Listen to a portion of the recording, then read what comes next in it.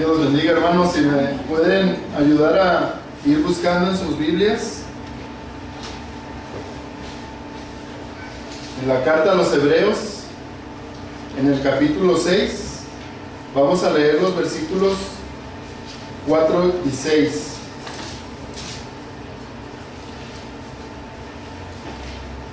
Y de esas escrituras es de donde se desprende la predicación de este día. El tema que seguimos viendo en estos pasajes, en el contexto de todo Hebreos, es Jesús el gran sumo sacerdote. Y el título de la predicación de hoy es Imposible ser renovados para arrepentimiento. Leamos, hermanos, lo voy a leer yo y ustedes me siguen con la vista, por favor.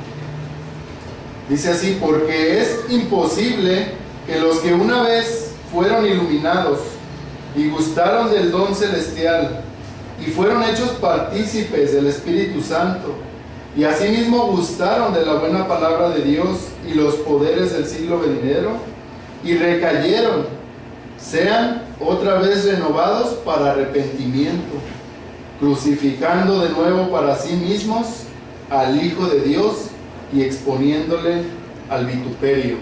Vamos a orar, hermanos. Bendito Padre Celestial, te alabamos y te glorificamos, te damos gracias porque nos permitiste alabarte por medio de los himnos, con nuestras voces, Señor, de toda la congregación unida. Sabemos que estas alabanzas llegan a ti, no porque cantemos muy bien, no porque tengamos pues la gran voz.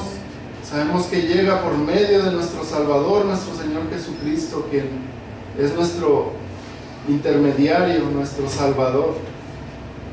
Ahora, Señor, queremos alabarte por medio de escuchar la predicación de tu palabra. Queremos pedirte, Señor, que tu Espíritu Santo nos ayude a nuestros corazones, como abogado nos convenza de pecado, de justicia y de juicio. Y que también nos dé consuelo y nos enseñe y nos recuerde para vivir para tu gloria, Señor. Sabemos, Señor, que somos indignos de hablar de tus palabras tan santas. Ten misericordia, Señor, de esta iglesia. Te damos toda la gloria y te pedimos todo esto en el nombre de nuestro Señor Jesucristo. Amén. Pueden tomar su lugar. Hermanos, ciertamente estos versos son de difícil interpretación y se nos dificultaría aún más si nos olvidamos del contexto en el que están escritos. Gracias a Dios, en esta iglesia hemos estado predicando de manera expositiva y hemos llevado desde el capítulo 1 hasta ahora nuestro capítulo 6. Entonces, estos versículos han causado muchísimos desacuerdos a lo largo de la historia. Algunos, al leer estos versos fuera del contexto general de las Escrituras, sostienen que los verdaderos creyentes pueden perder su salvación. Pero esto contradice a muchos otros pasajes, como el de Juan, capítulo 10, del versículo 27 al 29, que dice: mis ovejas oyen mi voz, y yo las conozco y me siguen, y yo les doy vida eterna, y no perecerán jamás, ni nadie las arrebatará de mi mano.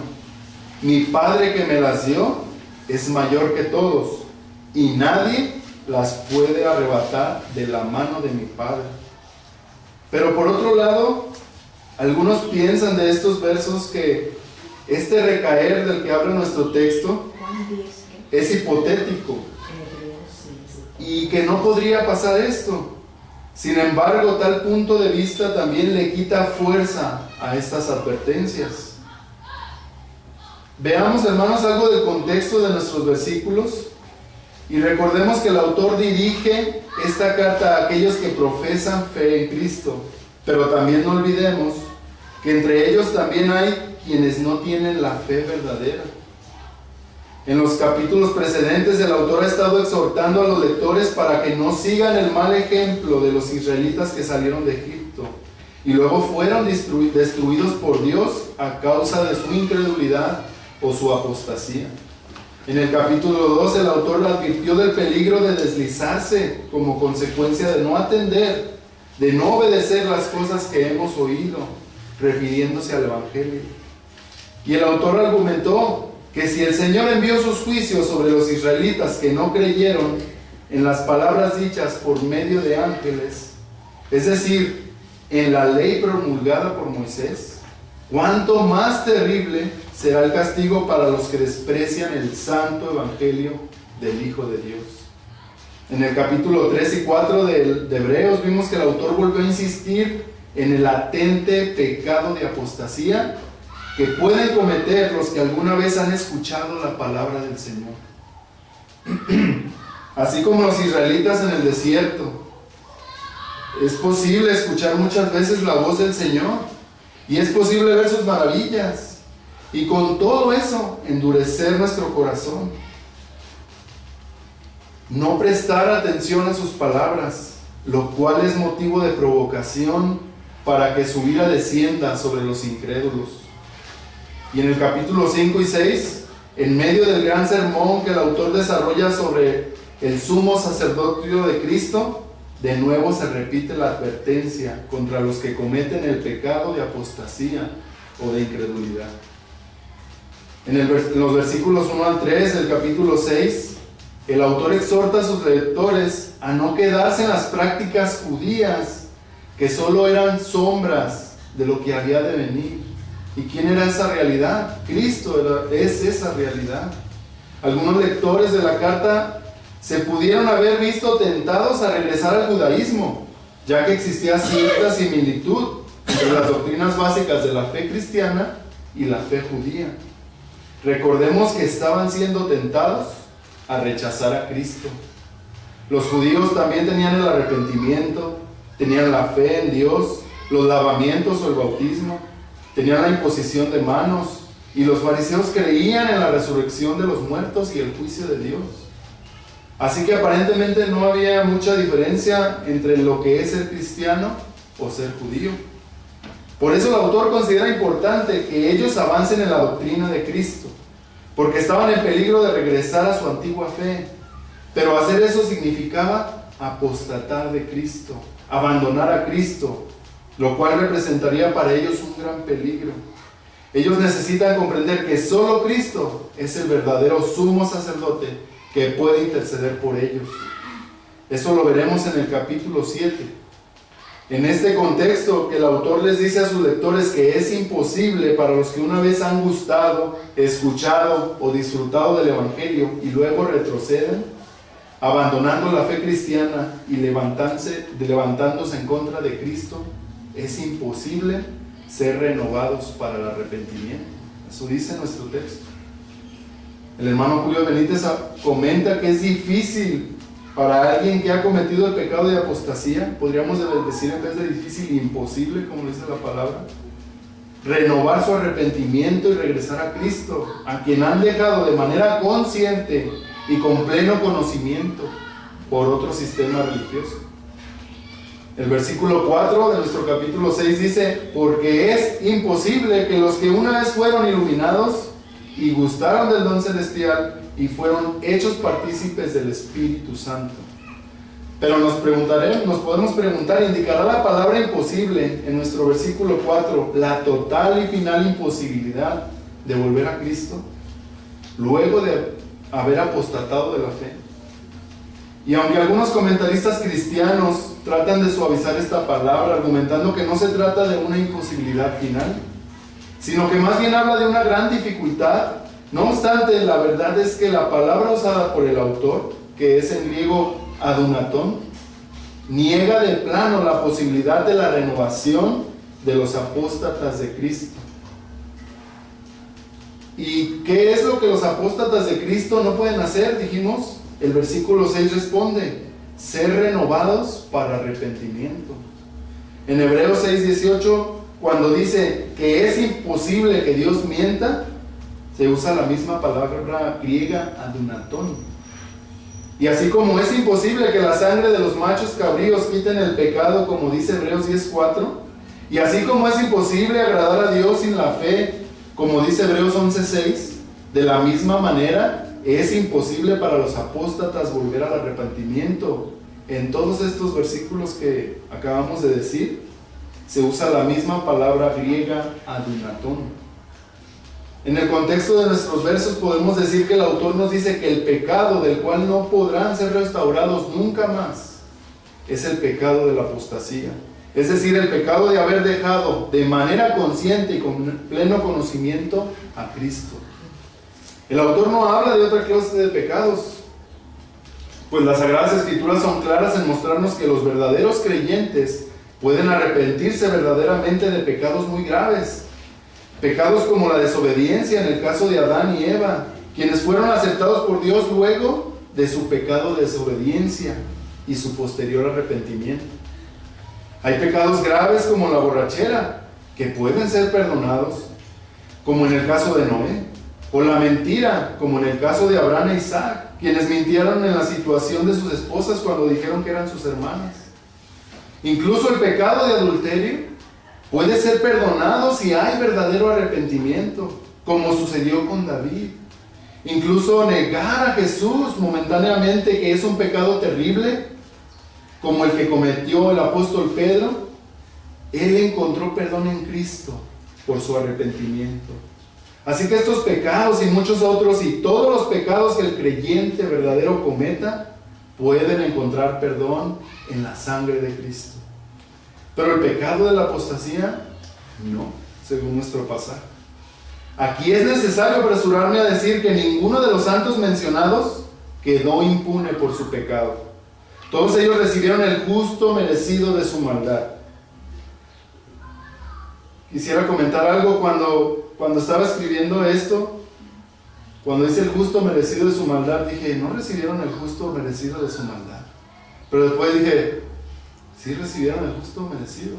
Cristo pagó el justo merecido por Adán y Eva. La desobediencia de Adán y Eva les costó su propia vida, les costó la muerte, les costó la muerte de su cuerpo, la muerte espiritual, la muerte de toda su descendencia, la maldición de toda la raza humana.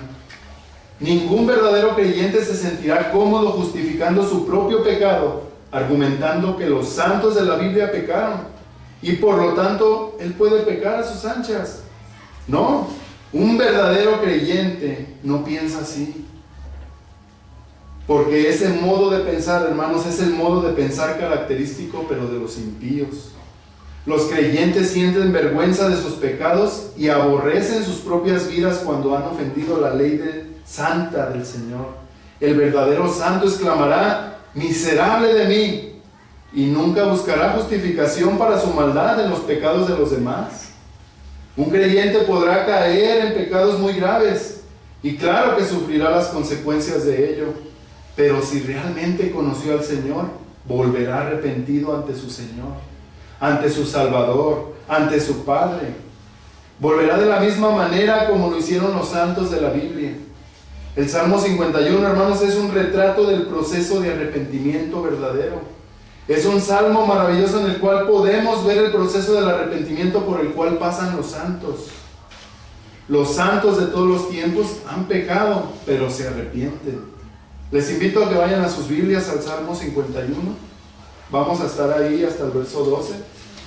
El Salmo 51, versículo 1, dice así. David exclamaba esto diciendo, ten piedad de mí, oh Dios, conforme a tu misericordia, conforme a la multitud de tus piedades, borra mis rebeliones.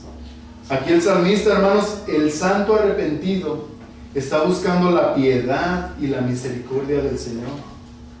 Y en el Salmo 51 también en el verso 2 dice, lávame más y más de mi maldad y límpiame de mi pecado.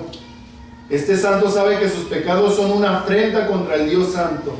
Los considera como una rebelión contra aquel que nos ama tanto. Sus pecados son considerados como una gran maldad de la cual debe ser limpiado. Esa es la actitud, hermanos, de un verdadero creyente. En el verso 3 dice David, porque yo reconozco mis rebeliones y mi pecado está siempre delante de ti.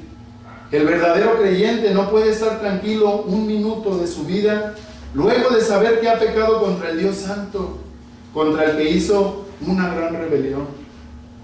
En el verso 4 nos dice: contra ti solo he pecado, y he hecho lo malo delante de tus ojos, para que seas reconocido justo en tu palabra y tenido por puro en tu juicio. Y aunque haya causado daño a otros, David con su pecado, y se ha hecho daño a sí mismo con su pecado, lo más terrible para el creyente, hermanos, es saber que todo pecado nuestro se levanta contra Dios, cuyos ojos están mirando nuestra maldad. El verso 5 nos dice: he aquí en maldad he sido formado, y en pecado me concibió mi madre. Cuando el creyente ha pecado, su conciencia queda impactada por la realidad que nos aqueja a todo mortal. Reconocemos que somos pecadores desde que estamos en el vientre de nuestra madre. El verso 7 dice: purifícame con hisopo y seré limpio, lávame y seré más blanco que la nieve. El pecado deja al verdadero creyente con una sensación de horrenda suciedad, y por eso el arrepentido busca la limpieza de su maldad. El verso 8 dice: hazme oír gozo y alegría, y se recrearán los huesos que has abatido. En el verdadero creyente, hermanos, el pecado produce tristeza, produce dolor, angustia, abatimiento de espíritu, lo cual le lleva al verdadero arrepentimiento. En el verso 9, David nos dice al Señor: esconde tu rostro de mis pecados y borra todas mis maldades. Su estado de humillación es tan grande que no quiere que los ojos del Señor le vean en ese estado. Siente vergüenza delante de su santa presencia. El verso 10: crea en mí, oh Dios, un corazón limpio, y renueva un espíritu recto dentro de mí. El verdadero creyente se hace consciente de que aún su corazón no es perfecto, que falta mucho por crecer en el amor de Dios. El pecado cometido le deja ver su falta de madurez, y por eso pide con súplicas y ruegos que el Señor le transforme cada día más y más. El creyente, hermanos, que ha pecado, teme ser echado delante de la presencia del Señor a causa de su maldad. Como dice el autor de Hebreos, queda con una horrible expectación de fuego. No porque el Señor lo vaya a arrojar al infierno, sino porque este creyente conoce la santidad de Dios y sabe que Dios no soporta el pecado delante de su presencia. Dice David: vuélveme el gozo de tu salvación, en el verso 12, y espíritu noble me sustente. El creyente, como David, no puede experimentar el gozo de su salvación en medio de su pecado, porque él se siente como un miserable pecador y hasta duda de su salvación. El pecado le lleva a quitar los goces de la reconciliación con el Señor. El pecado, dijimos, no le quita la salvación, pero sí le quita el disfrute de la misma. Así que el pecado en el creyente tiene perdón, como dice 1 de Juan 1, 9 y 10. Si confesamos nuestros pecados, Él es fiel y justo para perdonar nuestros pecados y limpiarnos de toda maldad. Si decimos que no hemos pecado, le hacemos a Él mentiroso, y su palabra no está en nosotros. Pero el autor de Hebreos nos dice que hay un pecado del cual no es posible conseguir el arrepentimiento, y ese pecado, hermanos, es la apostasía o la incredulidad. El autor de la carta no está enseñando algo contrario a la doctrina de la perseverancia de los santos o la seguridad de la salvación, porque recordemos que el Espíritu Santo no se contradice a sí mismo. Y muchas partes de las Escrituras, como ya lo estudiamos en el capítulo 2 de Hebreos, se enseña claramente la doctrina de la perseverancia final y la seguridad eterna de la salvación. Pero no obstante, el autor de la carta está presentando un serio peligro en el cual pueden caer algunos, que incluso pueden ser miembros de iglesias cristianas, como a la que se le dirigió esta carta.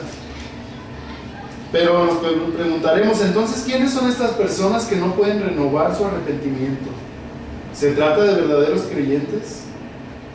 Es muy importante que observemos que el autor tiene la costumbre de identificarse con los lectores de la carta cuando da exhortaciones, usando palabras como: es necesario que atendamos. Él dice así, el autor de Hebreos, en el capítulo 2. Luego dice: temamos en el capítulo 4. Después dice retengamos nuestra profesión. Y luego después dice vamos adelante a la perfección. Se incluye. Y todo esto nos muestra que es su costumbre identificarse con los lectores. Él se identifica incluyéndose él mismo con cada una de sus exhortaciones. Pero ahora veamos en este pasaje, en el capítulo 6, que es el que estamos estudiando, vemos que no incluye a los lectores, ni se incluye él mismo entre los que recaen o cometen el pecado de apostasía, sino que ahora dice, es imposible que los que una vez, dice los que una vez, en nuestro verso que estamos estudiando. El autor nos da 4 características, hermanos, de aquellas personas que no pueden ser renovados para el arrepentimiento. Nos dice con 4 participios que fueron iluminados, han gustado, han participado y nuevamente nos dice que han gustado. Si pueden ir otra vez a su Biblia, a estar ahí en el verso, en el capítulo 6 de Hebreos, versos del 4 al 6.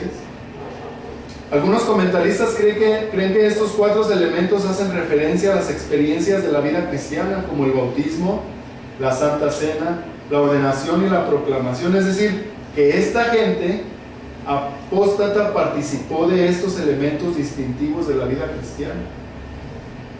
Vamos a analizar cada una de estas declaraciones. En el versículo 4 dice, los que una vez fueron iluminados, para ver a quién se refiere el autor. La declaración una vez hace referencia a un momento especial, a un momento único en el cual esta clase de personas reciben la luz del Evangelio. Muchos comentaristas cristianos creen que aquí hace referencia al bautismo, el cual se da una sola vez en la vida cristiana. El bautismo se da como una señal externa de esa luz interna que el Señor ha obrado en la persona a través del Evangelio. Y cabe mencionar que en los primeros siglos de la cristiandad se acostumbraba a bautizar a las personas en el amanecer, cuando la luz del sol empezaba a salir. Simbolizando esto, ellos decían que dejaban la oscuridad y ahora estaban bañados por la luz de Cristo. Ahora, el verbo iluminado en este pasaje en griego tiene también el significado de conocimiento de la verdad, tal y como aparece en Hebreos 10. Aquellos que creen en la posibilidad de la pérdida de la salvación dirán que esta gente era salva porque habían conocido la verdad y porque habían sido bautizados. Pero podemos preguntarnos aquí, ¿el ser iluminados con algo de la verdad cristiana significa que la persona ha sido regenerada necesariamente? ¿El bautizarse conforme al rito cristiano significa que la persona es salva? Veamos en las Sagradas Escrituras algunos ejemplos que nos dejan ver que esto no necesariamente tiene que ser así. El Señor Jesús fue muy claro cuando dijo en Marcos 16:16, el que creyere y fuere bautizado será salvo, mas el que no creyere será condenado. El bautismo, para representar lo verdadero, debe ser precedido por el creer en Cristo, porque lo único que garantiza en mí que realmente he sido regenerado, que realmente soy salvo, es la fe en Cristo. Pues recordemos lo que Cristo dice, que algunos serán condenados, pero dice el texto que por no bautizarse, no, dice sino por no creer, dice mas el que no creyere será condenado. Así que muchas personas pueden proceder al bautismo, pueden recibir alguna vez la luz del Evangelio, pues suponemos que si se bautizan es porque han comprendido algo del Evangelio, pero no necesariamente quiere decir que han sido regenerados. Y otro ejemplo, hermano, los vemos en Hechos capítulo 8, donde se narra el caso del gran avivamiento que se dio en la ciudad de Samaria, luego de la primera persecución que se desató en Jerusalén. Los creyentes iban por todas partes anunciando el Evangelio, y dentro de estos predicadores estaba Felipe, quien llegó a Samaria, y bajo su predicación se dan masivas conversiones. Uno de los conversos, ¿recuerdan? Es un mago que engañaba a las gentes con sus artes mágicas, como dice Hechos capítulo 8. Este mago recibió la luz del Evangelio, predicado por Felipe, por decirlo así, y hace profesión pública de su fe, de su conversión. ¿Qué hizo el mago? Se bautizó con el resto de los conversos. Pero a pesar de su testimonio público de fe en el Evangelio, a pesar de haber sido bautizado en una iglesia bíblica, la condición espiritual de su alma continuaba siendo de esclavitud, como luego le dirá Pedro, en respuesta a una propuesta anticristiana que este mago le había hecho. Al pretender dar, si usamos un poco el lenguaje de nuestra época, pretender dar una siembra económica al apóstol con el fin de recibir una unción especial para ministrar el Espíritu Santo a los demás.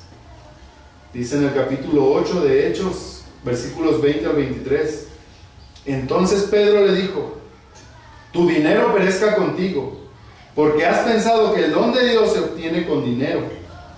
No tienes tu parte ni suerte en este asunto, porque tu corazón no es recto delante de Dios. Y dice, arrepiéntete pues de esta tu maldad, y ruega a Dios, si quizá te sea perdonado el pensamiento de tu corazón, porque en hiel de amargura y en prisión de maldad veo que estás. Y si pensamos, los cristianos hemos sido libertados del pecado, la verdad nos ha hecho libre, no estamos en prisiones de maldad como este mago. Simón había recibido alguna luz, pero no era regenerado. Había sido bautizado, pero no era salvo.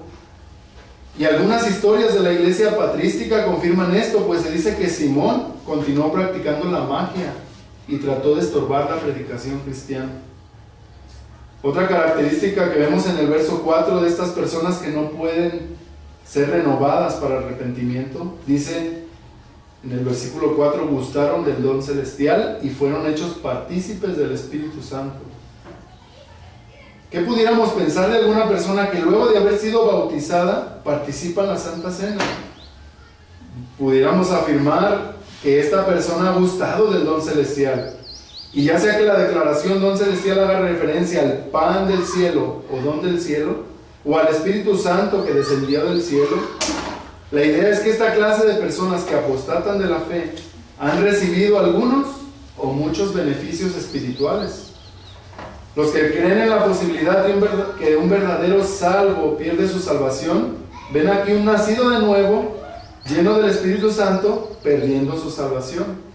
Pero afirmar eso es ir más allá de lo que el pasaje dice, pues en las Sagradas Escrituras se nos menciona algunas personas que habiendo participado de la cena del Señor y habiendo disfrutado de los dones y la presencia del Espíritu Santo, nunca fueron tenidos como salvos, sino que eran incrédulos, no regenerados. El Espíritu Santo puede obrar en una persona algunas cosas, sin que esto signifique que él tal ha sido regenerado. Pues el Espíritu Santo no solo obra en el converso con su gracia especial, sino que también obra en el incrédulo con su gracia común.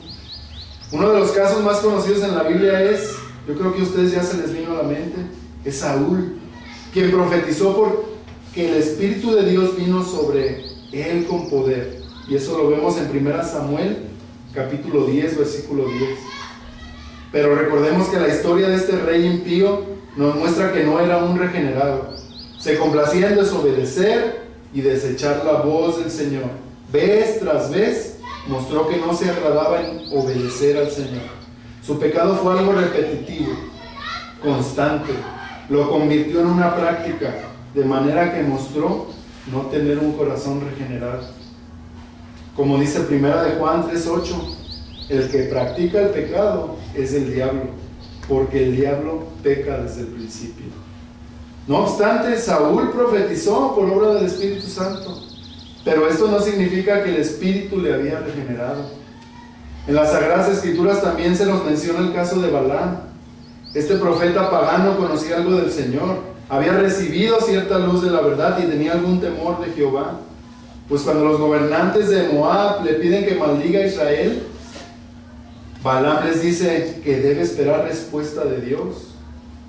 Dios habla con él, pero por el resto de las Escrituras, lo que habla de Balaam, entendemos que era un falso profeta, un no creyente, el cual siempre el Espíritu Santo lo pone como ejemplo de falsedad dentro de la verdadera religión.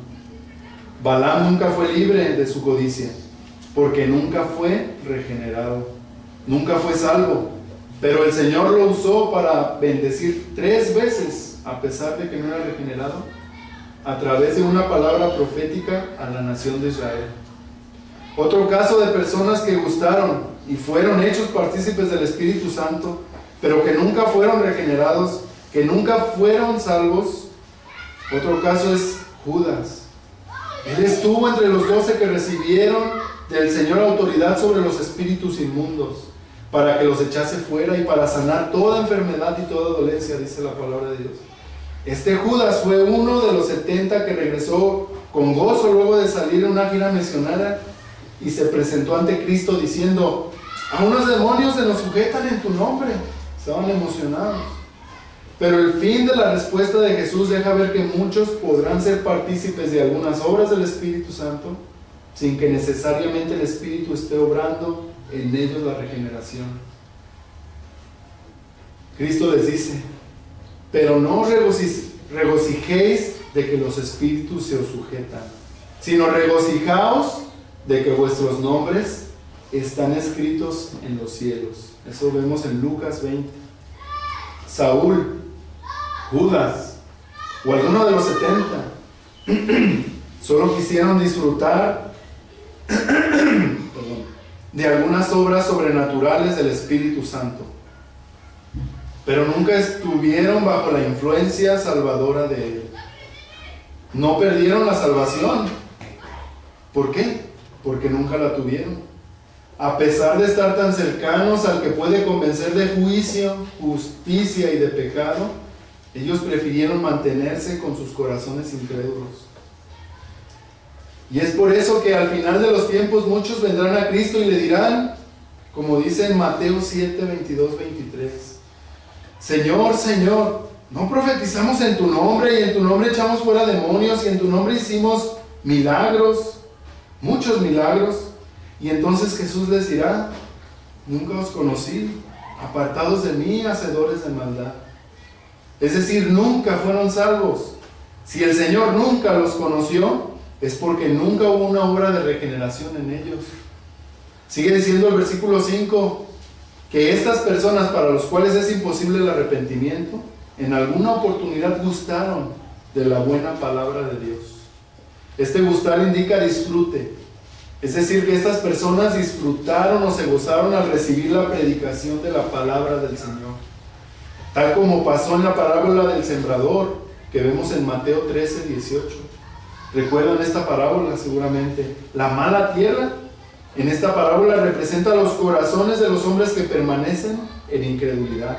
Es decir, los no regenerados, que no dan fruto de arrepentimiento. Y la buena tierra representa el corazón del creyente, aquel que fue regenerado por el Espíritu Santo. El Señor Jesús nos habla de 3 clases de mala tierra en esta parábola. Mala tierra que podemos ver como la gente incrédula. Primero habla de la tierra que está junto al camino. Esta clase de personas son las que no muestran ningún interés por las cosas espirituales. Pueden escuchar un poco la predicación, pero ellos se mantienen en ignorancia y desinterés por su salvación. El Señor Jesús dijo que Satanás, a quien se le llama aquí el malo, arrebata la poca palabra que pudo quedar sembrada en su corazón, y en esta persona no pasa nada. No hay señales de conversión, no hay interés en iniciar la vida cristiana. La segunda tierra es la de los pedregales. Esta gente sí muestra interés en la predicación, tanto que la reciben con gozo. Hay fervor. Ellos manifestarán que por fin encontraron lo que buscaban y estarán dispuestos a iniciar la vida cristiana, a cumplir con los primeros pasos de la fe. Tal vez se bauticen, tal vez participen de la cena del Señor y hasta anhelen servir en la iglesia. Disfrutarán de la comunión con los santos y escucharán con atención la predicación de la palabra del Señor. Todo estará de maravilla mientras el ser cristiano no le implique sufrimientos. Pues una vez que llegue la aflicción o la persecución por causa de la palabra, ¿qué va a pasar? van a tropezar, van a retroceder. Y hermanos, no fue que estos llegaron a ser salvos, repetimos, y luego perdieron la salvación por retroceder. No. Ellos retrocedieron porque no tenían raíz en sí. No había obra de regeneración. No eran salvos. Todo era mero entusiasmo, meras emociones. Pero al no tener una obra de conversión generada por el Espíritu Santo, para ellos es fácil regresarse del camino que habían empezado.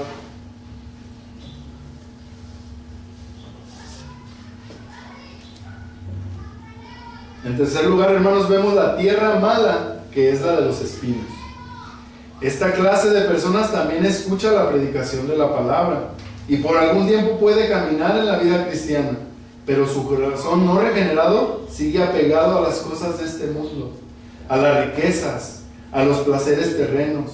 Y así como los israelitas, luego de ser rescatados de la esclavitud egipcia, añoran las comidas de Egipto, anhelan los placeres del mundo, y en vez de luchar contra ellos, se devuelven del camino para dejarse atrapar nuevamente por el engaño de las riquezas.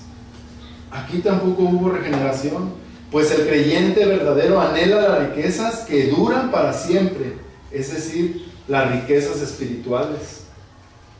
El verso 5 también dice: asimismo gustaron de los poderes del siglo venidero.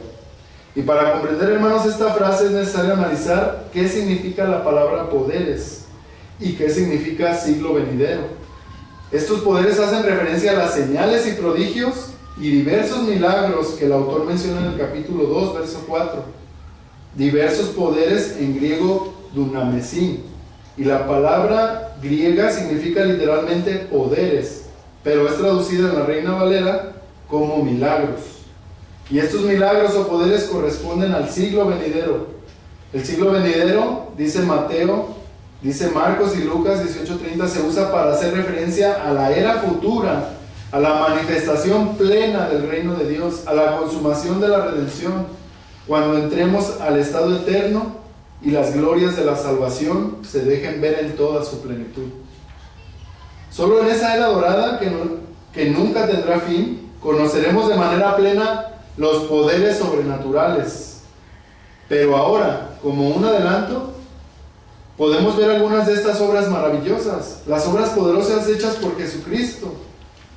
También en la era apostólica, estas son un adelanto de establecimiento final del reino de Dios, es decir, del siglo venidero. Las Sagradas Escrituras nos muestran claros ejemplos de personas que, habiendo sido beneficiados por los poderes del siglo venidero, se levantaron en contra de Dios y fueron desechados. No sé si se les venga a alguien a la mente. En el tiempo de Cristo, muchas personas fueron beneficiadas por los poderes del siglo venidero. Miles de personas recibieron milagros poderosos de parte del Señor Jesús. Cientos de endemoniados fueron liberados. Sordos, mudos, leprosos, cojos y paralíticos recibieron salud en sus cuerpos. Miles de personas fueron alimentadas milagrosamente. Muchos fueron resucitados. Y otros, aunque no recibieron milagros, vieron los poderosos hechos de Jesús. No obstante, la gran mayoría de ellos no quiso seguir al Salvador.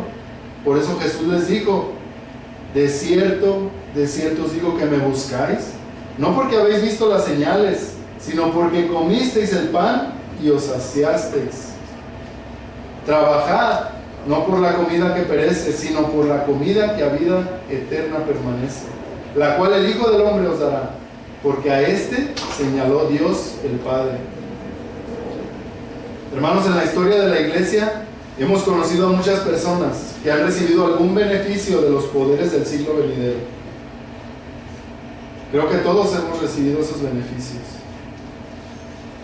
Hemos recibido salud en nuestro cuerpo, hemos sido librados de grandes problemas. No obstante, luego los que apostatan se apartan, prefieren recibir los beneficios temporales de la gracia en vez de buscar lo eterno, lo celestial.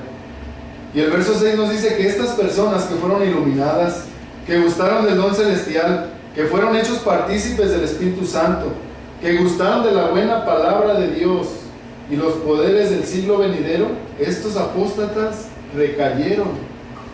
Y este pecado de apostasía o incredulidad, siguiendo el contexto, vemos que es algo real en lo cual podían caer algunos de los miembros de la iglesia a los que el autor de Hebreos les estaba escribiendo.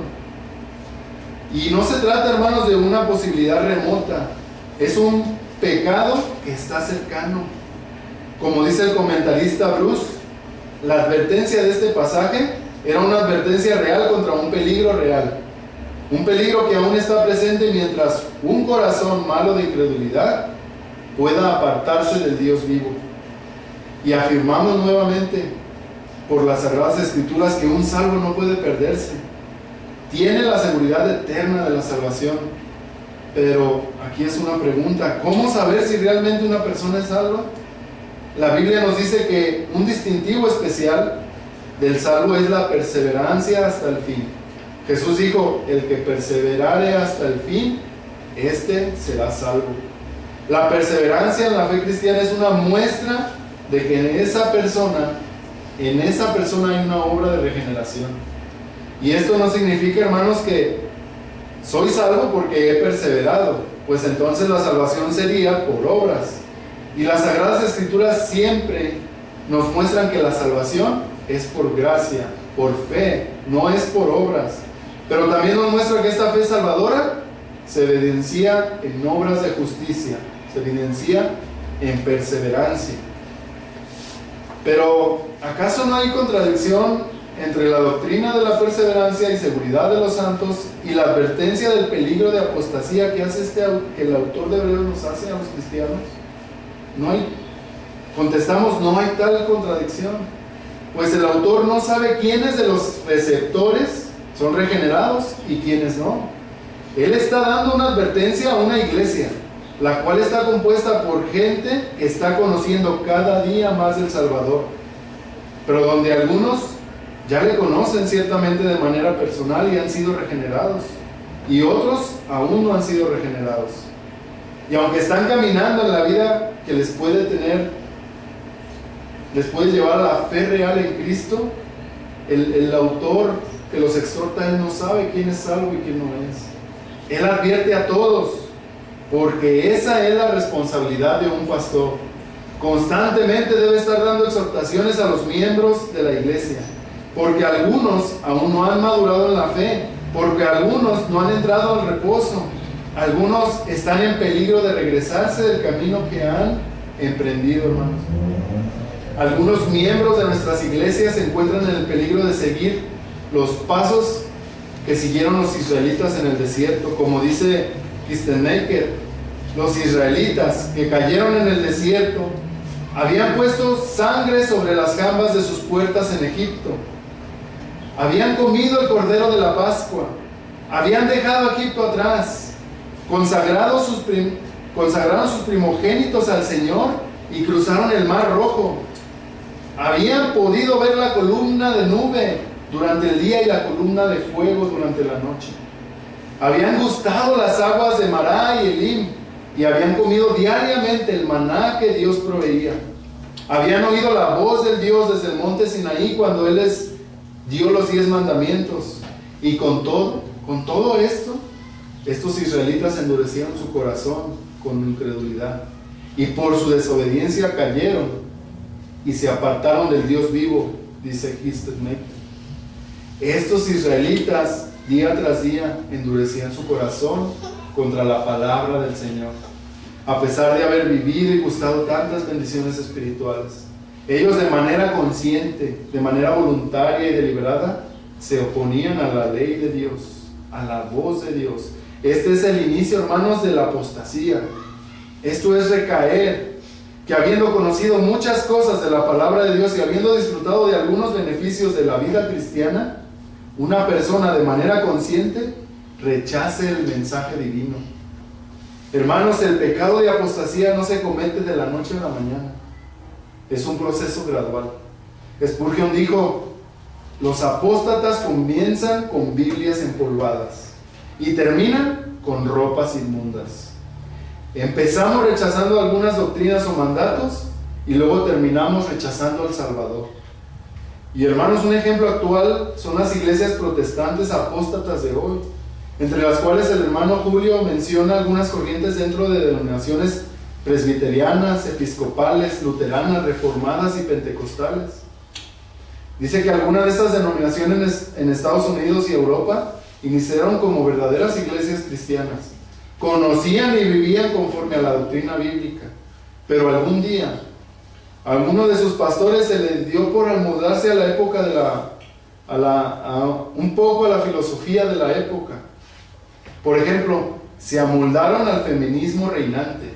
No quisieron que la sociedad viera a la iglesia como una institución anticuada que todavía establece diferencias para los hombres y para las mujeres, como lo hace la palabra de Dios.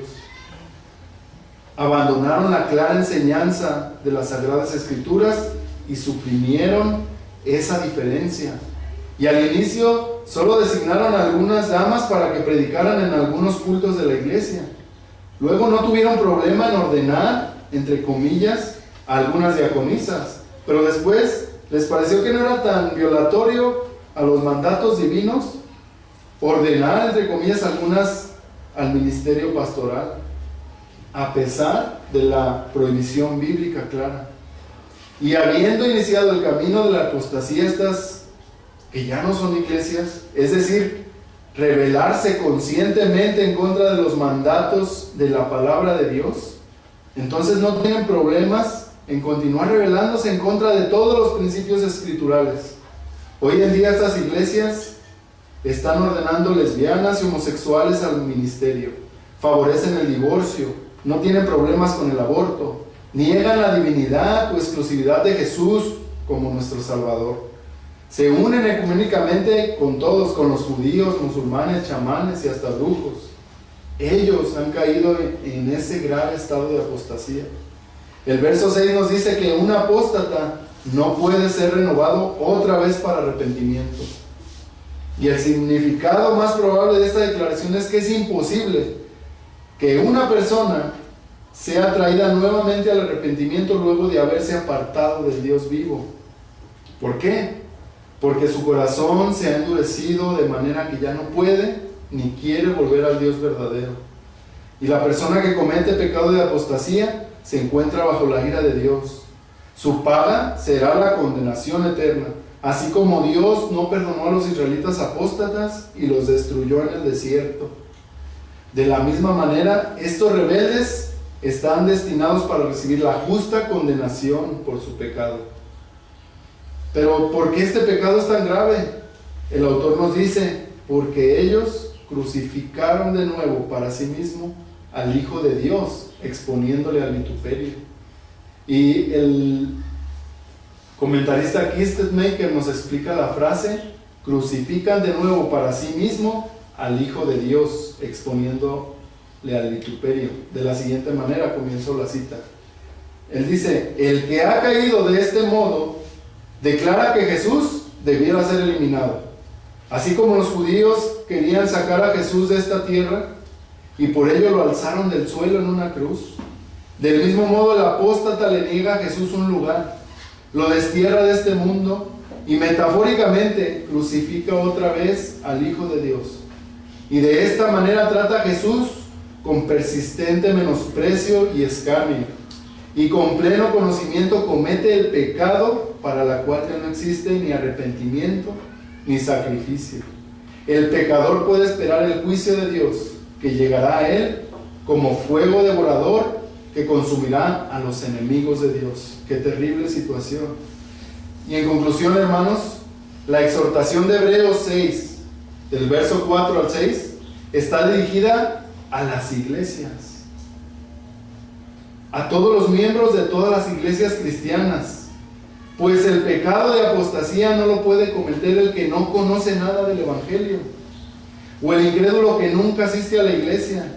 No, ese pecado lo cometen aquellos que, como Israel, han salido de Egipto, han visto los poderosos hechos del Señor, han escuchado la palabra del Señor, han sido bautizados pasando por el medio del mar, han comido del don celestial, el maná, han sido beneficiados por los dones del Espíritu y a pesar de haber recibido tanta luz, descienden de manera voluntaria y consciente a rechazar a Cristo. Rechazan el amor del Padre, blasfemando así contra el Espíritu Santo. Y esta, hermanos, es una advertencia para todos nosotros. Las exhortaciones del autor de Hebreos son tan claras, hermanos, que no es necesario añadir muchas aplicaciones. Estas exhortaciones debieran ponernos a temblar por nuestra salvación. Debiéramos revisar de manera seria y concienzuda si realmente estamos creciendo en la gracia, si los frutos del arrepentimiento verdadero están en nosotros, si todavía hay residuos de incredulidad en nosotros, hermanos, de manera que tenemos que llevar esos pecados a Cristo, los confesemos y suplicamos a Dios por su misericordia. Y hermano o amigo, si llevas algún tiempo escuchando el Evangelio, pero aún te resistes a obedecer algunos mandatos de la palabra de Dios, corre por tu vida y confiesa tu pecado, procediendo a obedecer a tu Salvador. No dejes para mañana el confesar tu pecado de incredulidad, pues de seguir así, llegará el día cuando ya no tengas oportunidad de arrepentimiento. Y aunque lo busques con desesperación, el arrepentimiento verdadero no vendrá a ti, pues el arrepentimiento no procede de nosotros, es un don de Dios. Y nunca olvides el ejemplo de Esaú, quien fue desechado y no hubo oportunidad para él para el arrepentimiento, aunque lo procuró con lágrimas. Vamos a orar. Bendito Padre Celestial, te damos gracias por tus exhortaciones a través de tu palabra bendita. Y Señor, te pedimos que tu Espíritu Santo sea quien nos convenza, Señor, de nuestra situación particular, que nos muestre y no despreciemos, Señor, tu obra perfecta, tu obediencia y tu muerte en la cruz que has hecho por nosotros, Señor. Te pedimos, Padre Celestial, que nos libres de este pecado terrible, que nos permitas cada día estar exponiéndonos delante de tu palabra, para así poder crecer en la fe, madurar en la fe. Y sabemos, Señor, que solo nos queda confiar en ti como nuestro Salvador. Por nosotros nada podemos hacer. Si no fuera por tu gracia y por tu misericordia, ciertamente ya hubiéramos caído. Ayúdanos, Señor, a recordar estas palabras del autor de Hebreos, a estar al pendiente, a examinarnos si estamos en la fe cada día, y a rogar en su tiempo, en su momento, como tú nos muestras en tu palabra, por un arrepentimiento verdadero, Señor Jesucristo. Te pedimos que tengas misericordia de cada uno de los que estamos aquí. Te pedimos por aquellos familiares, Señor, se me viene a la mente que han gustado y han estado conociendo y conocen tu Evangelio, y que no sea, Señor, con ellos así de que desprecien tu santa palabra, tu Evangelio. Te rogamos, Señor, que nos libres y que nos ayudes a entender bien estas palabras. Todo esto, Señor, te pedimos en el nombre de nuestro amado Salvador, nuestro poderoso Salvador, nuestro Señor Jesucristo. Amén.